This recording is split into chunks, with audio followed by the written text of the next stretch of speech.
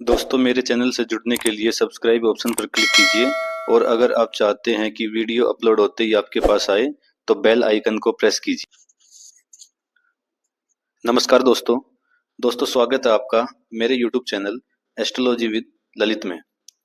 दोस्तों आज की वीडियो में हम देखेंगे सिंह लगन के बारे में कि सिंह लगन की कुंडली में कौन से ग्रह मारक रहेंगे और कौन से ग्रह योग कारक रहेंगे। जो आपको सामने दिखाई दे रहा है इसको हमने बोल दिया कुंडली चार्ट। इस कुंडली चार्ट के अंदर 12 भाव हैं यानी 12 घर हैं। पहला, दूसरा, तीसरा, चौथा, पांचवा, छठा, सातवां, आठवां, नौवां, 10वां, 11वां और 12वां। उसके बाद पहला जो भाव है इस पहले भाव को बोल दिया। इस पहले भाव के अंदर 5 नंबर राशि है यानी सिंह राशि है और सिंह राशि के स्वामी कौन है? सूर्यदेव। तो इस लग्न कुंडली के लग्नेश कौन हुए? सूर्यदेव। तो सूर्यदेव इस लग्न कुंडली के लग्नेश हैं, इस वजह से सूर्यदेव होंगे इस कुंडली के योग कारक ग्रह, यानी सूर्यदेव हमेशा पॉजिटिव रिजल्ट देंगे। इस कुंडली में पहले घर में जब भी बैठे रहेंगे तब हमेशा ये पॉजिटिव रिजल्ट देंगे क्योंकि सूर्यदेव क्या है? इस कुंडली के लग्नेश। उसके बाद दूसरे घर के अंदर 6 नंबर राशि बैठी हुई है और 6 नंबर राशि कौन सी है? कन्या राशि। कन्या राशि के स्वामी कौन है? बुध देव। और बुध देव इसके अलावा मिथुन राशि के भी स्वामी है। बुध देव इसके अलावा मिथुन राशि के भी स्वामी है। तो बुध देव को दूसरा घर मिला, बुध देव को 11वां घर मिला। 11वां घर भी अच्छा घर है और दूसरा घर भी अच्छा घर है। इस वजह से दो अच्छे घर मिलने की वजह से बुध देव भी इस कुंडली के अंदर योग कारक ग्रह साबित होंगे, यानी बुध देव भी पॉजिटिव रिजल्ट देंगे इस कुंडली में। उसके अलावा बुध देव लग्नेश के अति मित्र भी हैं। ये भी कारण है कि बुध देव इस कुंडली में पॉजिटिव रिजल्ट देंगे। इसके बाद तीसरे घर की बात करें, तीसरे घर के अंदर 7 नंबर राशि बैठी हुई है तुला राशि और तुला राशि के स्वामी कौन है? शुक्रदेव। शुक्रदेव तुला राशि के अलावा वृषभ राशि के भी स्वामी है। और अब एक चीज और देखनी होगी यहाँ पे, शुक्रदेव लग्नेश के अति शत्रु हैं। शुक्रदेव को तीसरा घर मिला, शुक्रदेव को 10वां घर मिला। तीसरा घर अधिक मेहनत का घर है यानी अच्छा घर नहीं है, जबकि 10वां घर कौन सा है? केंद्र का घर है, तो ये अच्छा घर है। इस वजह से शुक्रदेव इस कुंडली के अंदर समग्रह होंगे, यानी समग्रह मतलब जो ना तो पॉजिटिव रिजल्ट देगा ना नेगेटिव रिजल्ट देगा। क्यों ऐसा हुआ? क्योंकि पहली चीज तो शुक्रदेव अति शत्रु हैं किसके? लग्नेश के। दूसरी बात, शुक्रदेव दो घरों में बैठे, पहला घर तीसरा, दूसरा घर 10वां। तीसरा घर भी बुरा घर है, 10वां घर अच्छा घर है। इस वजह से शुक्रदेव इस कुंडली के अंदर समग्रह होंगे, यानी समग्रह ऐसे ग्रह जो ना पॉजिटिव रिजल्ट देंगे ना नेगेटिव रिजल्ट देंगे। यानी मतलब मान लो दूसरा घर है, दूसरे घर के अंदर बुध देव है। अगर बुध देव दूसरे घर के अंदर है और बुध देव के साथ शुक्रदेव बैठ गए और बुध देव इस कुंडली में योग कारक ग्रह हैं, पॉजिटिव रिजल्ट देते हैं, तो अगर शुक्रदेव बुध देव के साथ बैठ गए तो ये भी सकारात्मक रिजल्ट देंगे।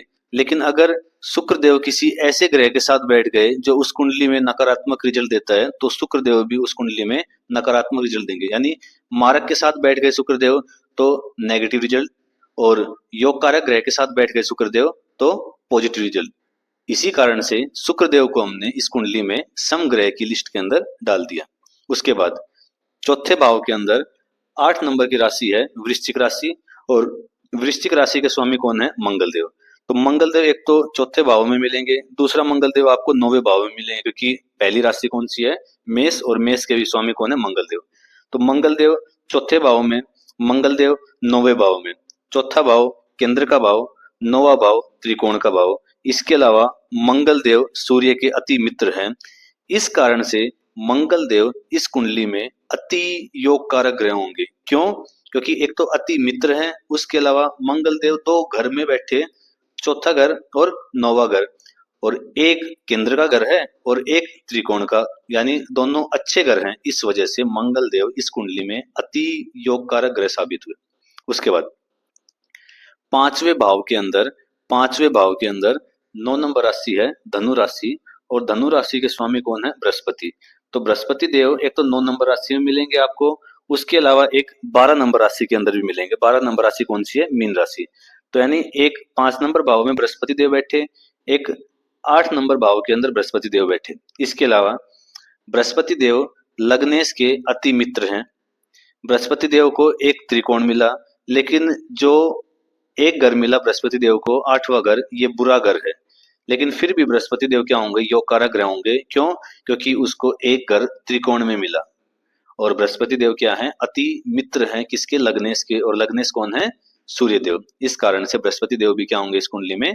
योग कारक ग्रह। उसके बाद बात करते हैं 6 नंबर घर के अंदर 10 नंबर राशि मकर राशि। मकर राशि के स्वामी शनिदेव। और 7 नंबर भाव के अंदर 11 नंबर राशि कुंभ राशि। कुंभ राशि के भी स्वामी शनिदेव। तो शनिदेव को 2 घर मिले, 6th हाउस भी मिला और 7th हाउस मिला। 6th हाउस है, इसको बोल दिया हमने बुरा घर बोलते हैं 6th हाउस को, जबकि 7th हाउस है वो अच्छा घर है। 7th हाउस है वो अच्छा घर है। लेकिन शनिदेव खुद भी क्या है? लग्नेश के अति शत्रु हैं। यानी शनिदेव लग्नेश के अति शत्रु हैं और इनको एक घर अच्छा नहीं मिला। इस वजह से शनिदेव भी इस कुंडली में क्या हुए? मारक ग्रह, यानी ये भी इस कुंडली में नेगेटिव रिजल्ट देंगे। उसके बाद बात करते हैं, उसके बाद बात की 11 इसके अंदर 11 नंबर राशि शनिदेव बता दी, 12 नंबर का हो चुका बृहस्पति का, 1 नंबर का मंगल देव का, 2 नंबर का हो चुका शुक्र का, और उसके बाद 3 नंबर की बारी आ चुकी बुध देव की। अब बात करते हैं 12वें घर के अंदर 4 नंबर राशि है। और 4 नंबर राशि कौन सी है? 4 नंबर राशि कौन सी है? चांद की, चंद्रमा की। चंद्रमा लग्नेश के अति मित्र हैं, लेकिन इनको अच्छा घर ना मिलने की वजह से, 12वां घर है, 12वां घर अच्छा घर नहीं होता, तो अच्छा घर ना मिलने की वजह से चंद्रदेव भी इस कुंडली में क्या हुए? मारक ग्रह, यानी ये भी इस कुंडली में पॉजिटिव रिजल्ट नहीं देंगे। तो कैसे देंगे? Negative result. दोस्तों, हमने पिछली वीडियोज में इन सब बातों के बारे में बात की थी कि कौन किसका अति मित्र है, कौन किसका अति शत्रु है, ग्रहों की डिग्री के बारे में, ग्रहों के स्वामी के बारे में, इन सब के बारे में हमने पिछली वीडियोज में बात की है। और उसके अलावा इसीलिए मैं बोलता हूं कि अगर आपने पहले वाली वीडियोस देखी होंगी तो आपको बिल्कुल भी मुश्किल नहीं होगा इन वीडियोस को समझने में, बिल्कुल भी परेशानी नहीं होगी, क्योंकि हमने पिछली वीडियोस में ये भी बताया कि कौन सा घर अच्छा घर है, कौन सा घर बुरा घर है, अच्छा है तो क्यों है, बुरा है तो क्यों है, कौन सा घर पत्नी का घर है, कौन सा घर व्यवसाय का घर है, कौन सा घर मृत्यु का घर है, कौन सा घर मोक्ष का घर है। इन सब के बारे में हमने पिछली वीडियोज में बात की है और मैंने हर एक चीज बिल्कुल बारीकी से समझाने की कोशिश की है। इसलिए मैं आपको यही सलाह दूंगा कि पहले पिछली वीडियोज को देखो, उसके बाद आप यहाँ पे आओ, ताकि आप जब भी चीजों को पढ़ो तो आपको अच्छे से समझ में आए। मेरा एक ही उद्देश्य है कि मैं कोई चीज समझाऊं वो आपको अच्छे से समझ में आए, ताकि उस चीज को सीखकर, उस विद्या को सीखकर, इस विज्ञान को सीखकर आप अपना निवारण कर सको और अपना जीवन सरल बना सको। धन्यवाद दोस्तों।